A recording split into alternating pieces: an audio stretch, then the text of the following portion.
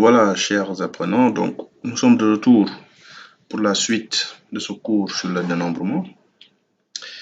Nous allons attaquer donc, comme je le disais précédemment, la règle fondamentale du dénombrement. Alors, on l'avait déjà dit, la règle découle du principe multiplicatif. Alors, que nous dit cette règle? Théorème. Si une procédure peut être exécutée de n façons différentes, si après cette procédure, une seconde procédure peut être exécutée de n façons différentes, et ainsi de suite jusqu'à une kième procédure pouvant être exécutée de n façons différentes, alors le nombre de façons d'exécuter l'ensemble de ces k procédures dans l'ordre est égal à n1 multiplié par n2 multiplié par etc. multiplié par nk. Alors, c'est très simple.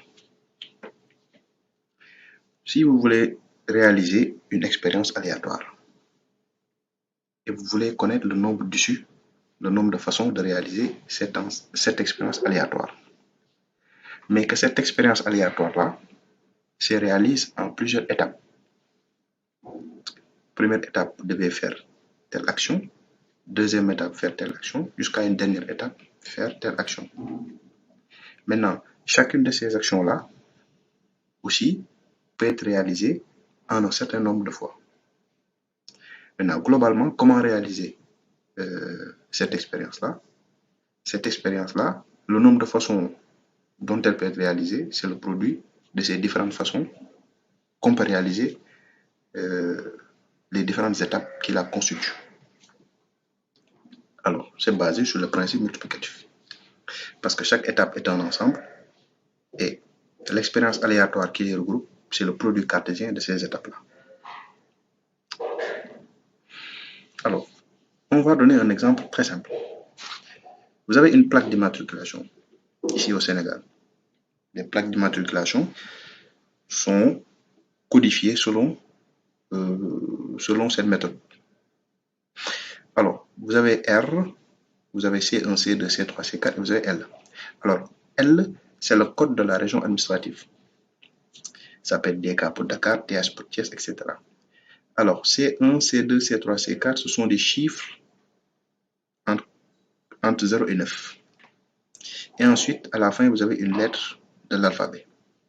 Bon, c'est vrai qu'actuellement, de plus en plus, on a deux lettres de l'alphabet parce qu'on a épuisé toutes les lettres de l'alphabet.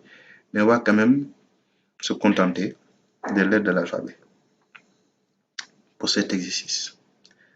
Alors, vous avez comme exemple de plaque DK 0108H. Donc ça, c'est une plaque qui est bien possible. On a DK, code de la région, 0108, ce sont des chiffres entre 0 et 9. Et on a H, une lettre de l'alphabet. Alors, en théorie, combien de plaques possibles y a-t-il avec ce procédé? Bon, on va dire en théorie parce que est-ce que tous les chiffres doivent être nuls? Ou bien est-ce que tous les chiffres doivent être identiques? Ça aussi, c'est au ministère des Transports peut-être de répondre à cette question-là. Mais nous, on est actuellement dans la théorie. Alors, combien de plaques possibles y a-t-il avec ce procédé?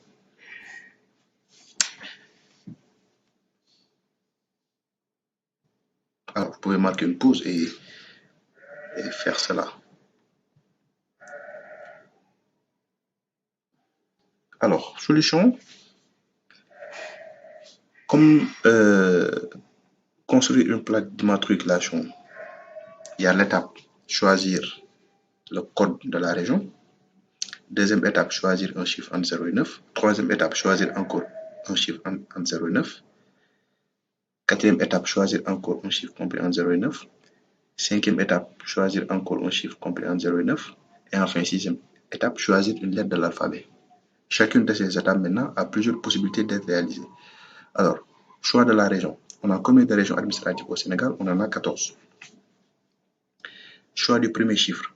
Comme le chiffre est choisi de 0 à 9, et que de 0 à 9, c'est 10 chiffres, donc il y a 10 possibilités pour le choix du premier chiffre. Idem pour le choix du deuxième chiffre. Idem encore pour le choix du troisième chiffre. Idem encore pour le choix du quatrième chiffre. Et enfin, choix de la lettre de l'alphabet. Dans l'alphabet latin, il y a 26 lettres, donc c'est 26. Alors, si on applique la règle fondamentale du dénombrement, combien de plaques possibles on peut former? avec ce procédé, c'est 14 fois 10 fois 10 fois 10 fois 10 fois 26. Donc, comme le 10, c'est multiplié 4 fois, bon, on peut plus ou moins simplifier en disant que c'est 10 puissance 4. Donc, vous avez 14 fois 10 puissance 4 fois 26. Alors, avec ce procédé, théoriquement, il y a 3 640 000 plaques possibles. Alors, si vous avez compris cet exemple, vous avez compris la règle fondamentale du dénombrement. Maintenant, on peut utiliser un arbre aussi pour dénombrer, avec le même principe que tout à l'heure, le principe fondamental du dénombrement.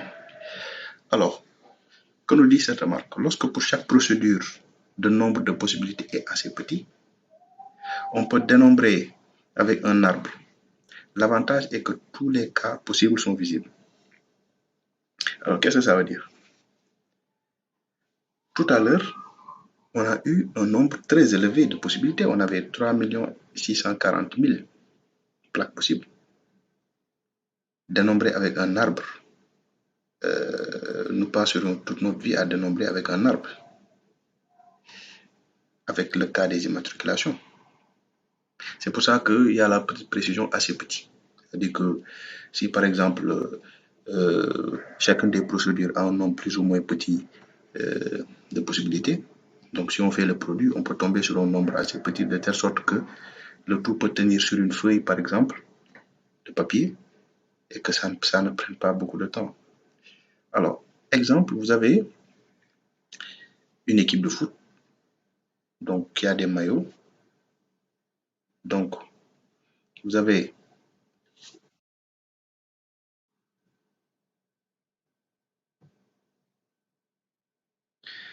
donc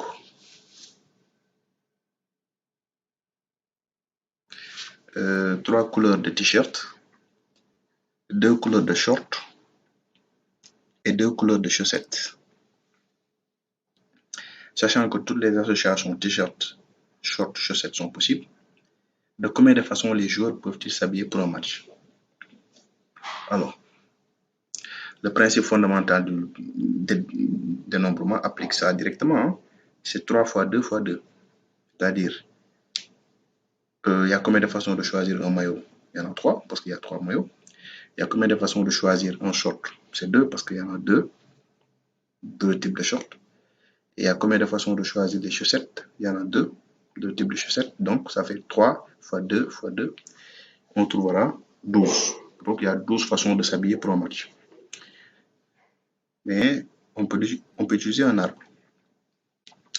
Alors, la règle fondamentale du dénombrement donne 12 possibilités de s'habiller, mais on aurait pu le voir avec l'arbre ci-dessous. Donc, M pour t-shirt, S pour short et C pour chaussette. Donc, l'arbre commence par un point unique. Donc, ça donne 3 maillots possibles. Chacun des 2 maillots peut aller avec les 2 shorts. Et chacun des 2 shorts peut aller avec les 2 chaussettes. Maintenant, on va compter les terminaisons des arbres. On en compte 12. Donc, on a bien dénombré 12. Maintenant, l'avantage avec l'arbre, c'est que on peut voir maintenant les différentes façons de s'habiller. Donc, en parcourant un chemin, en partant du point initial jusqu'à une terminaison, on a une façon de s'habiller. C'est ça l'avantage de l'arbre, on peut visualiser toutes les possibilités. Mais le problème, c'est que quand il y a beaucoup de possibilités, c'est une perte de temps de faire un arbre. Alors, dernier point de ce cours, on va voir les cas remarquables, les p-listes, les arrangements, les permutations, les combinaisons. Ce sont des cas remarquables, très célèbres, mais dans le cas de ce cours, on a préféré d'abord expliquer la règle fondamentale du dénombrement avant d'expliquer les p-listes, les arrangements, les permutations, les combinaisons, pour une meilleure compréhension. Donc, il faut juste savoir que ce sont des cas particuliers, mais qui découlent tout simplement de la règle fondamentale du dénombrement. Alors, les p-listes. Les définitions. On a un entier naturel, petit p appartient à n, on appelle p-liste une suite de p éléments formés à partir de n éléments, n aussi éléments de grand N, n aussi donc entier naturel. Alors, théorème, le nombre de p-listes qu'on peut former à partir de n éléments est n fois n fois n p fois, donc c'est n à la puissance p. Alors, les multiplications successives de ce n-là découlent tout simplement de la règle fondamentale du dénombrement. Alors, si on comprend la règle fondamentale du dénombrement, on peut dénombrer facilement une situation où les possibilités sont des p-listes. Alors, le mot p-liste, c'est juste un nom générique. Ça veut dire que c'est une liste de p éléments, tel que chacun de ces éléments-là a n possibilités d'être inséré. Donc, maintenant, quel est le nombre de façons de former l'ensemble des p-listes? Donc, c'est n fois n fois n p fois. Donc, il y a p places et chaque place peut être remplie de n façons. Donc, d'où n à la puissance p. Alors, dans un exercice, si dès le départ, en lisant, on se rend compte qu'on a affaire à une p-liste à dénombrer, à des p-listes plutôt à dénombrer, si on connaît la valeur de n et la valeur de p, on peut dire n à la puissance p. Mais attention à ne pas se tromper entre les valeurs de n et de p. Alors, on va démontrer cette relation-là avec le principe fondamental du dénombrement. Alors, justification par la règle fondamentale du dénombrement, on a une première procédure jusqu'à une pième procédure. Comme j'ai dit, il y a p places. C'est une liste à p éléments. Alors, première procédure, il y a n choix possibles pour le premier élément de la liste. Deuxième procédure, il y a encore n choix possibles pour le deuxième élément de la liste, etc. Jusqu'à la pième procédure, il y a encore n choix possibles pour le pième élément de la liste. Alors, si on applique la règle fondamentale du dénombrement, comment générer cette liste à p éléments? C'est n fois n fois n p fois, ça fait n à la puissance p. Alors, dans un exercice, on a le choix. Soit on l'aborde avec la règle fondamentale du dénombrement, ou bien si on comprend dès le départ que la structure vous renvoie à une p-liste aussi, on donne directement le résultat. Alors, exemple. Un code PIN est composé de 4 chiffres choisis, chacun de 0 à 9. Combien de codes PIN peut-on ainsi former? Alors, vous savez que pour chaque chiffre du code PIN, on a 10 possibilités. Parce que de 0 à 9, il y a 10 chiffres. Alors, dans un code PIN, en général, il y a 4 places. Un code PIN, en général, c'est un code à 4 chiffres. Alors, quel est le nombre de codes PIN possibles? Premier chiffre, combien de possibilités? 10. Deuxième chiffre, combien de possibilités? 10 encore, parce qu'il n'est pas forcément imposé que les chiffres soient différents.